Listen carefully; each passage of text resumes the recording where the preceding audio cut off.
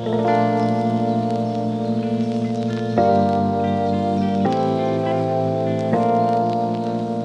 sure everybody's been kind of, at least the followers of mine, I imagine, been kind of concerned with like food shortage stuff and whatnot. It's all on the news.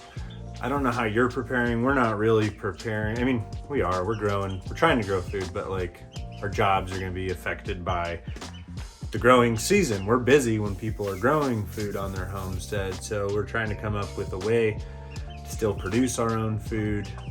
We definitely have the land to do it. We don't have the time in the spring, at least. So we've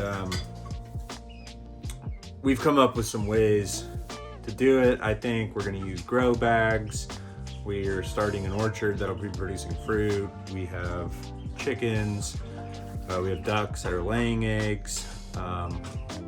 Yeah, that's just like a start, right? Anybody can do anything. I bought some, I don't know, plastic bags that are fancy for storing food for like 20 years. Haven't done that. I'll probably do a video on that, my experience with it, right? Bought like 20 pounds of sugar, 20 pounds of flour, beans, stuff like that. Just trying to keep stuff on hand. I'm not super paranoid about the food shortages.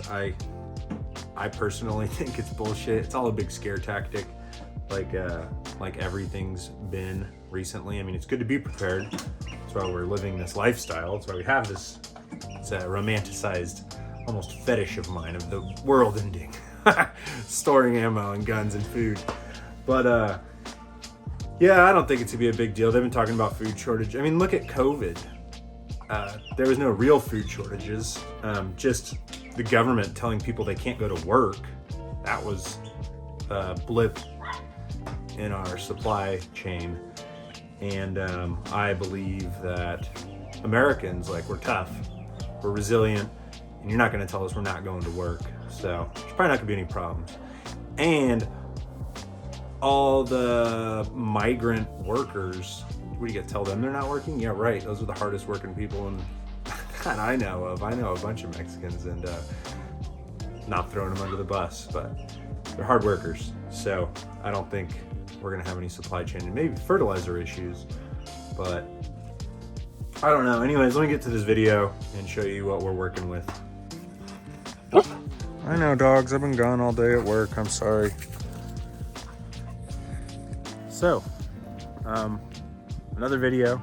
I'm surprised I was able to put one out this soon. Here comes Leanne right now. Good thing she's on time. She can show the grand haul that we got at Walmart. Here, I'll show you a video right now of me this morning at work finding the deal, and then Leanne when she secured the deal. But it's pretty incredible. Like I said, my job involves plants. I sell plants, or I deliver them. One of the perks of that is finding good deals, and Walmart mislabeled their fruit trees. See, it says 24, $7 each. So I'm gonna have Leanne come down here, and she's gonna load up my van, and we're gonna continue the food forest, our food forest plans. But I mean, all these trees are $7 each. We bought them for, I think we paid $60 each for our fruit trees. So this is a deal. Right on, everybody. Keep your eyes peeled for good deals. Well, Leanne went and picked up those trees that I was talking about. Nice. 1, 2, 3, 4, 5, 6, 7, 8, 9, 10, 11, 12, 13, 14, 15, 16, 17 up front. So, we got 17 fruit trees for $100. Yeah, $7 each. Speaking of food shortages, keep your eyes peeled for deals, grow your own food. This won't benefit us immediately with food shortages, but I mean, in the coming years, we'll have plenty of food growing on our property just from finding deals like this and moving on it. So the best time to plant a tree was 20 years ago. Yeah, exactly. So our kids, at least, they'll be eating tons of fresh fruit. All the fruit they want. They'll be little fat bastards running around eating pie all day.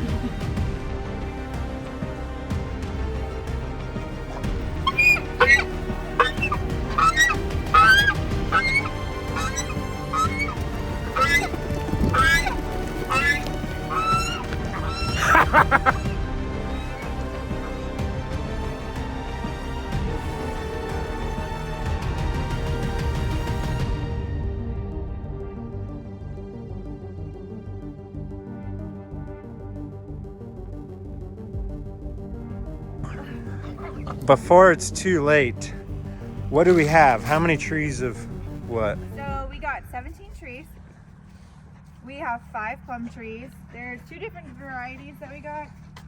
Santa Rosa And pineapple? Oh, those are pears, never mind. These are plums. There's a couple different varieties. I don't know. Some of the tags are off. We got pear trees, pineapple pear, Bartlett pear, and a Kiefer pear. So I've never heard of pineapple pear, but I read that it's a pollinator. Oh, Stanley plum. I'm too ADD for video. Okay, we'll keep on going.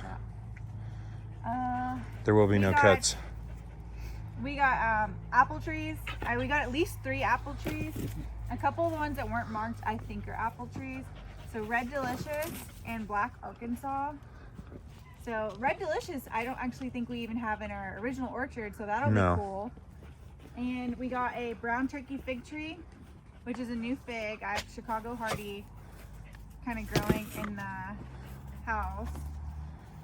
And I think that's it, unless these 3 surprise trees or something that we don't know about. So pear, plum, apple, and fig. Hell yeah. And plums are my favorite. So there you go.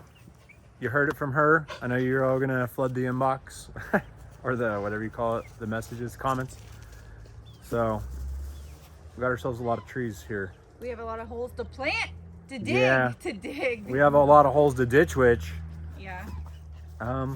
Yeah, so now the big thing is we need to figure out where we want to put them. Obviously in rows, so we could probably run animals through them and stuff like that is a good idea. But leave it.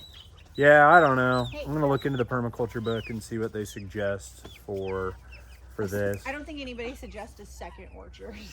Well, it doesn't have to be a second orchard. It could be a food forest, right? We could just scatter it throughout there. I mean, we could probably even put some right here in our front yard. Well, they all have to be close enough to pollinate each other, though. Well, we have 17 trees. How many does it take to pollinate? I don't know, but you'll get the most fruit from the most pollination. Okay, well, anyways, I don't know. I'm an idiot. I just No. stick the trees in the dirt. But we could go down the hill a little bit in one more row. Yeah. We could basically go down over here and just create another tree patch. Just talking about past the cut flower garden. Yeah, past the cut flower garden.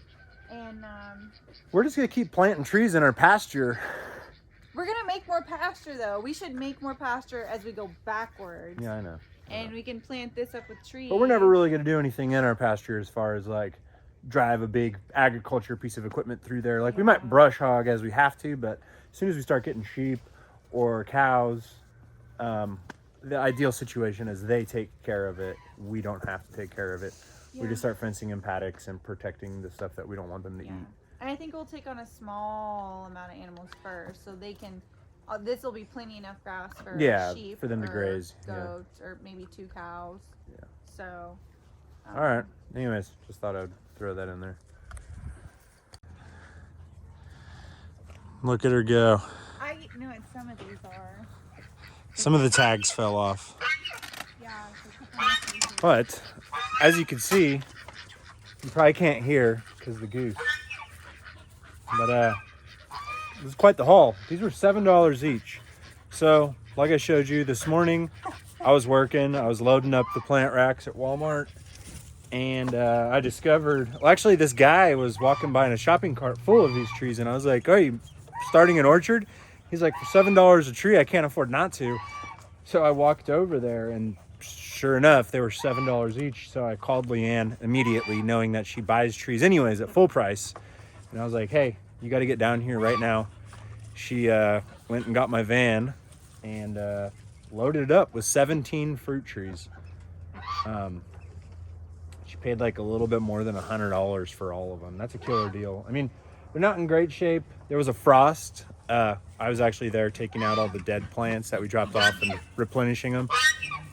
And so we just think that Walmart dropped the price on them because they might be a little bit damaged. They are cold hardy, and they're probably just going to restock. So they're originally $24. We got them for $7. They're alive, I checked. Yeah, they're all alive. She checked them. You can scrape a little bit of the bark off. Wow, my nails are disgusting. And it's green. Yeah, it's green under there. They need prunes because they also got damaged in my loading. Yeah, they got damaged in the transport, but worse things have happened. This puts us closer to having our food forest. Like I was saying, right now we're not gonna be able to focus on gardening, like straight up. That's just, our jobs are gonna have us so busy. We're working more than full time. So yeah, there's just not gonna be a lot of time in the spring to be in the garden. Bill, leave it. But yeah. Not this year because we're starting from zero, so we have no garden. Yeah, we have no garden bed. We haven't established anything.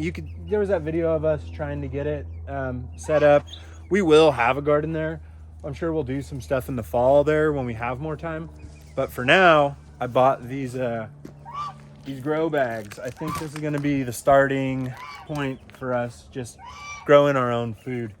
I'll post a link on Amazon, but there's like $25 for 27-gallon. I don't know, something's dead out there. Birds. There's something. There's a bunch of birds up there.